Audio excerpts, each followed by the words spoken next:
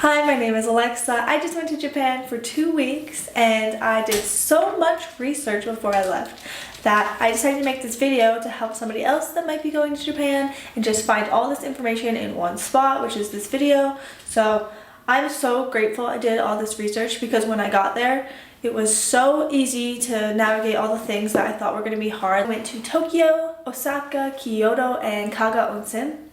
And it was a wonderful time. I went for 2 weeks. I'm also going to show you a haul at the end of the video, so if you want to see what I got in Japan, please stay till the end or go ahead and skip if you just want to watch the haul. My first tip is about the train system. So I took the train system everywhere. So starting when I got off the plane, you can use the train system at the airport to get to wherever you need to go. So I used, I hope I'm pronouncing this right, but Suica or Suica. It's spelled S-U-I-C-A, Suica, I've heard both. So it is the one I used. So for using the trains, it was super easy. And even if you miss your train, there's usually one coming within the next 5 minutes. Like, that's what I loved. Like, you didn't have to rush, like, and if you were gonna miss a train, you had to wait like 30 minutes. Like, the most sometimes you had to wait, like, just once or twice was like 15 minutes, depending if you're going to like not very, you know, busy area. I highly recommend using the train system there. It was so easy. I loved it. I wish we had that where I live. Also take Ubers or taxis if you're not really feeling comfortable with the train system or you don't really have a good sense of direction, because I will say it is kind of hard to read the signs because you'll be looking for a train and you won't see any of the signs. So but that's where Google Maps came to play for me. It was super easy on Google Maps. It told you all the lines you had to get on, where to stop, and it also will tell you how much that train ride will cost from where you are to where you want to go. So if you don't want to load a bunch of money, you can just load a specific amount onto your Suica account. So you don't need to get the app. So when I was doing my research, they were like, get the app, or like you can get it online. So you don't need to actually do any of that. You need to just go on your phone. So take your phone.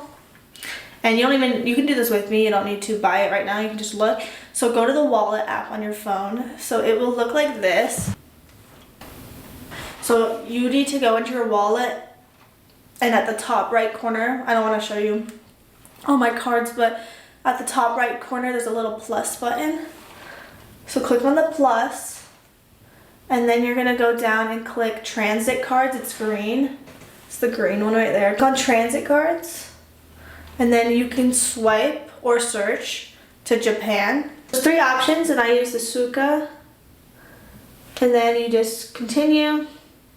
Select your amount you want to put on it. So I started with 2,000 yen, but like I said, Google Maps will just tell you. So if you don't tell you Google Maps will tell you how much it costs. So if you're just going to use it once, it will tell you how much exactly to load, so that you don't have to leave Japan with a whole bunch of money in your balance. So I left Japan with $0 because when I was riding it back to the airport, I just saw what Google Maps said how much it would cost. I loaded it and it was perfect. So I would highly recommend riding the train system. I loved it, and getting the Suica on your wallet app was so easy.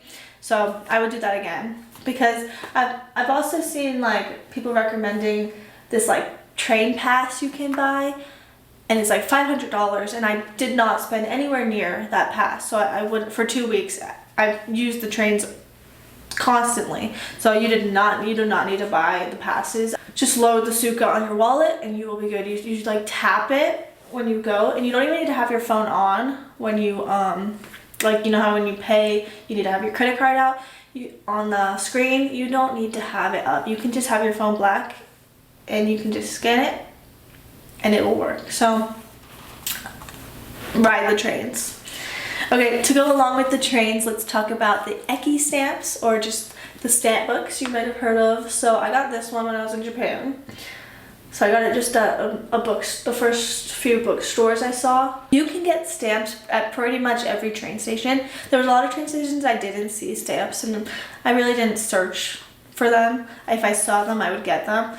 But I know there's like an app or a website you can follow if you really want to go hunting for those stamps. But you can also get stamps at not just the trains. So you can get them at like some stores or cafes. So like these are some one-piece stamps we got at some of the stores, the one-piece stores.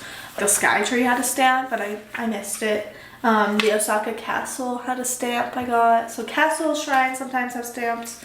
Temples. So usually the train stamps, the Eki stamps, will look something like this. So those are the train stamps, and then like if you went to a store, you would get one like looks like this, and they're just like out. You'll see them. They're usually just like in front of the store, or like the trains were a little harder to find, but before you enter, the stamps would be there, and it just already has the ink pad. You just stamp it, put it in your book, and then head on with your day. So that was really fun to collect a few stamps and look back at some of the activities we did. Okay, another thing is in Japan, a lot of the bathrooms don't have soap, hand soap, or paper towels or blow dryers for your hands. If you really need your hands washed, I would bring like either a tiny little, like a really small little hand soap, or like they have the hand soap sheets. I had the hand soap sheets because one of my Airbnbs that I stayed in didn't have hand soap in one of the bathrooms, because I don't think they like do that in a lot of the places. So that is good to bring. See, a lot of people in Japan will have their own hand towels that they carry around. When you're in the bathroom, they'll just pull it out and they'll dry their own hands. So if you can find a public bathroom, or if you're in the train stations, I just got this in Japan. So I got this little cute little Hello Kitty. It's a small little hand towel, so like it folds up, it can fit in your pocket, or like I had a backpack, so just fit in the side of my backpack. So I use this like multiple times a day. I don't know if I just flung it, but I use this multiple times a day when, you know, because I went in the winter, so like my hands were freezing when they were wet, and I didn't want to like rub them on my clothes or like air dry them because the air was so cold. Bring one with you. You can just get this in Japan, and it's really tiny, and then it just folded up really small to bring it home.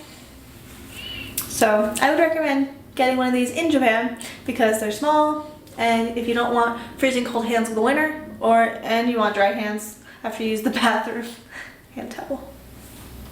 I will say, please bring cash. You bring or get cash at the ATM in Japan, because a lot of restaurants only take cash in Japan, and also like temples and shrines only take cash to get in, or if you want to do a blessing or a fortune, it's only cash. So I recommend, either planning ahead and bringing cash, or there's a lot of ATMs at the 7-Elevens and Family Marts in Japan. So I don't think you should have a problem finding those, but if you don't want to pay extra fees or whatever, bring cash. Okay, let's talk about an eSIM. So I did not want to pay, I think my provider, like, it charges like $15 a day or something for the use of my phone to like text back and forth for my family. So for my eSIM, I got the app called Airalo, I think it's pronounced. It's spelled Airalo. I purchased the 10 gigabytes for, I think it was $18.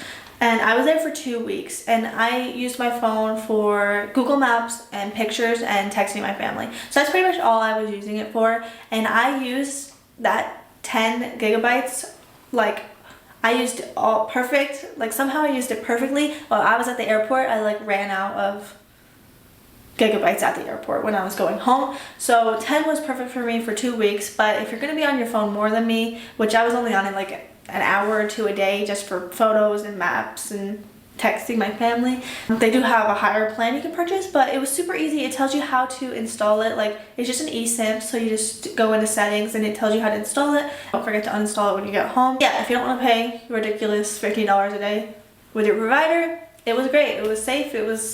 I liked it. So the only thing I will say is, like, you can't get text messages from like I couldn't get text messages from like outside numbers that weren't in my contacts. So like if I was signing up for like a taxi app just to see, and it wanted me to text a code to my number, but I couldn't get the text. So it's up to you, but I really like the eSIM, so I would use it again. Let's talk about Onsens. So some of you guys might be a little like, oh yeah, I've heard about Onsens, like do you really have to go naked? Like how does that work? So an onsen is like a bath, like a pool of water created by the earth, kind of like a hot spring, but I know there is differences. In Japan, onsens are seen as a really healing form of a bath you can go take. So yes, you do need to go naked in the onsens. It is seen disrespectful if you're the only one in your bathing suit, everyone else is naked, you're in your bathing suit. So you do have to go naked. You do have to wash yourself before you get in, and like there's like buckets, and then you get in and soak, and then you get out. And you're not supposed to wash the onsen water off of you so that you can get all the minerals and the healing properties absorbed. I went in a private onsen, so if you're like, oh my gosh, I do not want to be naked in front of all these people, right? You didn't grow up doing it. It's not really normal for us. If you don't feel super comfortable getting naked in front of a bunch of strangers, go ahead and see if you can find a private onsen. I stayed in a Ryokan, and I highly recommend that experience. I went to Kaga Onsen, and I stayed in a really nice Ryokan there, and they had a private onsen. Private's good if you just want private, and you can do mixed gender, so that was nice. I also went in the public ones to check them out, and it looked just like the private one, but there's other people in there, so if you don't feel comfortable getting naked in front of people, book a private one. Okay, the type of bag I brought. So I was moving locations every 2 days pretty much, so I didn't want to have a suitcase. Also, I did my research that having a suitcase is kind of annoying in the train stations, like lugging it around, and I will say I am so glad I didn't bring a rolling suitcase, because like I said, I did the trains everywhere. So that would have been super annoying, because a lot of the places, like you either have to walk pretty far, or some of the places didn't even have elevators. So you'd have to carry your luggage everywhere up and down these big flights of stairs. And it just would have been a hassle. I used a 35-liter North Face backpack. I will include a picture right here because I don't have it with me at the moment.